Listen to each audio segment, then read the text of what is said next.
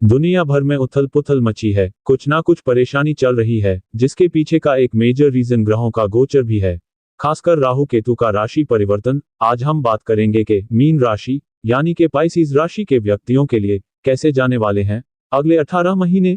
राहु केतु 18 मई 2025 को राशि परिवर्तन कर चुके हैं।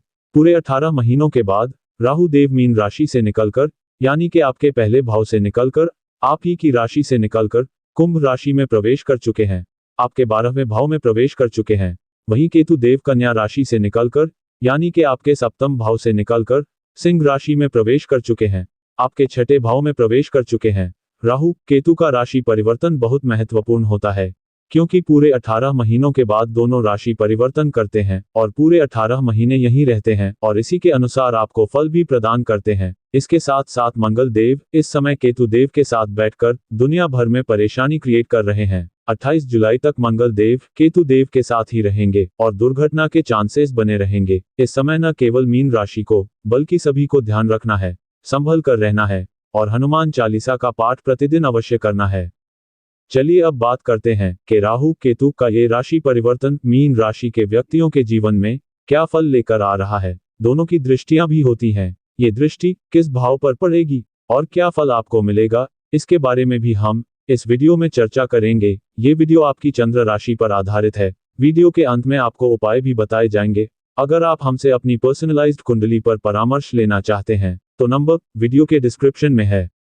इस साल शनि देव ने भी परिवर्तन किया है, गुरुदेव ने भी परिवर्तन किया है और राहु केतु ने भी परिवर्तन कर लिया है, इसलिए 2025 एक बहुत ही महत्वपूर्ण साल है।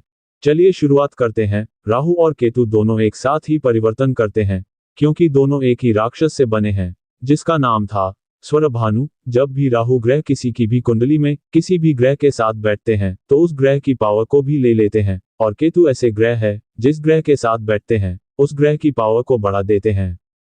राहु कूटनीति है, रणनीति है, हार्ड वर्क नहीं है, स्मार्ट वर्क है। यदि हम AI की बात करें, सोशल मीडिया की बात करें, ऑनलाइन चीजों की बात करें, तो ये सब कुछ राहु है। राहु भ्रम है, राहु इल्यूजन क्रिएट करता है। कभी कभी हम कुछ चीजों के बारे में बहुत अधिक सोचते हैं, लेकिन वास्तव में ऐसी चीजें एग्जिस्ट ही नहीं करती है। राहु देव हमेशा उल्टी चाल चलते हैं, रेट्रोग्रेड रहते हैं। पहले आपके पहले भाव में थे और अब आपके दूसरे भाव में आ गए हैं। तो चलिए जानते हैं कि ये राहु देव आपको क्या फल देने वाले हैं अगले 18 महीनों तक। 12वां भाव होता है विदेश का, फॉरेन कंट्री का, खर्चे का, चीजों के जाने का, और छठा भाव जहां पर केतु देव विराजमान है वह होता है रोग, ऋण और शत्रु का। राहु देव जब तक आपके पहले भाव में थे तो आपके डिसीजन बहुत कमजोर थे। आप बड़ी बड़ी चीजें करना चाहते थे लेकिन कर नहीं पा रहे थे। पिछले 18 महीने से आपके मन के अंदर शंका थी, आपके लव रिलेशन में परेशानी थी और वैवाहिक जीवन में भी समस्या चल रही थी। आपके खुद के मन में भी नेगेटिविटी आ रही थी, डाउट्स थे, क्योंकि पिछले 18 महीनों से राहु देव आपके चंद्रमा के ऊपर बैठे थे। कहीं ना कहीं कोई गैर परंपरावादी कार्य भी आपसे हो रहे थे। उल्टी सीधी संगत में पड़ना हो, उल्टा सीधा खाना पीना, ड्रिंक करना हो। साथ ही राहु देव की दृष्टि आपके पंचम भाव पर पड़ रही थी, तो आपकी पढ़ाई में परेशानी आ रही थी, प्रेम प्यार में, संबंधों में परेशानी आ रही थी। कुछ लोगों के ब्रेकअप्स भी हुए होंगे इस दौरान, और राहु देव की दृष्टि आपके सप्तम भाव पर भी थी, तो वैवाहिक जीवन में भी आर्ग्यूमेंट्स, बहस, परेशानियां चल रही थी। लेकिन अब राहु देव आपके 12वें भाव में आ गए हैं, सप्तम भाव से दृष्टि हट चुकी है। जिन लोगों के ब्रेकअप होने के चांसेस थे उनको राहत मिलेगी। वैवाहिक जीवन में लड़ाई झगड़ों से, आर्गुमेंट से भी राहत मिलेगी। पढ़ाई में विद्यार्थियों को परेशानी आ रही थी, आगे नहीं बढ़ पा रहे थे, अब उन सब की भी समस्या दूर होगी, क्योंकि राहु देव पहले भाव से निकल गए हैं और 12वें भाव में आ गए हैं। 12वां भाव होता है विदेश का, और राहु देव भी विदेश से जुड़े हुए ग्रह हैं, तो इन 18 महीनों में विदेशी गतिविधियां बढ़ सकती हैं। फॉरेन कनेक्टिविटी भी बढ़ सकती है आपकी लाइफ में। आपका फॉरेन ट्रैवल हो सकता है, लॉन्ग ट्रैवल भी हो सकता है। आप कहीं विदेश से जुड़ी चीजों में खर्च कर सकते हैं। विदेश से जुड़े लोगों से आपका कोई कनेक्शन बढ़ सकता है, आपको वहां नौकरी मिल सकती है। आप विदेश की किसी कंपनी को अपने देश में रहकर भी ज्वाइन कर सकते हैं।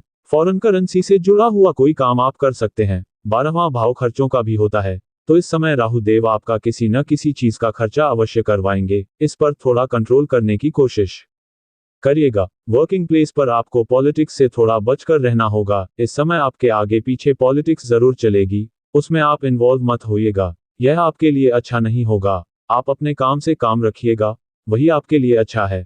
आपकी 7:30 का पीक समय भी चल रहा है, तो इस समय आपकी रिस्पॉन्सिबिलिटीज भी बढ़ेगी, चाहे घर परिवार की हो या वर्क प्लेस की हो, जिम्मेदारी बढ़ेगी जरूर। इस समय आपको हार्ड वर्क भी करना पड़ेगा। हो सकता है काम में स्थान परिवर्तन हो जाए, प्रमोशन हो जाए, आपकी रिस्पॉन्सिबिलिटी बढ़ जाए। इस समय पूरे योग हैं कि कोई ना कोई परिवर्तन अवश्य आएगा। और यदि आपको अपने वैवाहिक जीवन में, प्रेम प्यार में, पढ़ाई में, बच्चों के साथ कोई परेशानी चल रही थी, तो वह हल हो जाएगी, क्योंकि वहां से राहु देव की दृष्टि अब हट गई है। अब केतु देव की बात करें तो केतु देव छठे भाव में है, तो यदि आप इन 18 महीनों में कोई लोन लेना चाहते हैं तो आप ले सकते हैं, आपको मिल जाएगा। केतु देव छठे भाव में है तो कुछ आपके शत्रु ऐसे होंगे जो आपके सामने अच्छा बनने का दिखावा करेंगे और आपको पता नहीं चलेगा, वहीं आपके साथ कुछ बुरा कर सकते हैं। केतु देव एक हेडलेस प्लैनेट है, इसलिए आपके शत्रु भी हेडलेस, माइंडलेस ही होंगे, तो उनसे आपको अधिक फर्क नहीं पड़ेगा। बस आप थोड़ा सा ध्यान रखिएगा। पिछले 18 महीनों से केतु देव आपके सप्तम भाव में बैठे थे। वैवाहिक जीवन में अनसैटिस्फैक्शन थी, असंतुष्टि थी, डिटैचमेंट थी, लेकिन अब छठे भाव में जाते ही ये सब भी ठीक होने लग जाएगा। और इस समय आपको अधिक ध्यान अपने काम पर, अपने लक्ष्य पर देना है। सब अच्छा होगा। अब बात करते हैं कि क्या उपाय करने चाहिए मीन राशि को। तो आपकी राशि के स्वामी बनते हैं गुरुदेव, इसलिए गुरुदेव के बीज मंत्र का प्रतिदिन 108 बार पाठ करें। ओम बृहस्पति नमः। शनि देव की 7:30 चल रही है, इसलिए शनि देव के बीज मंत्र का भी 108 बार रोज पाठ करें। ओम शम शनैश्चराय नमः। इसके साथ ही विष्णु सहस्त्रनाम का पाठ भी करें, साथ ही हनुमान चालीसा का पाठ भी प्रतिदिन अवश्य करें और उगते हुए सूर्य को जल अर्पित करें तांबे के बर्तन से। अगर ये वीडियो आपको अच्छी लगी हो तो हमारे साथ बने रहिए और चैनल को लाइक, शेयर और सब्सक्राइब करिए। धन्यवाद।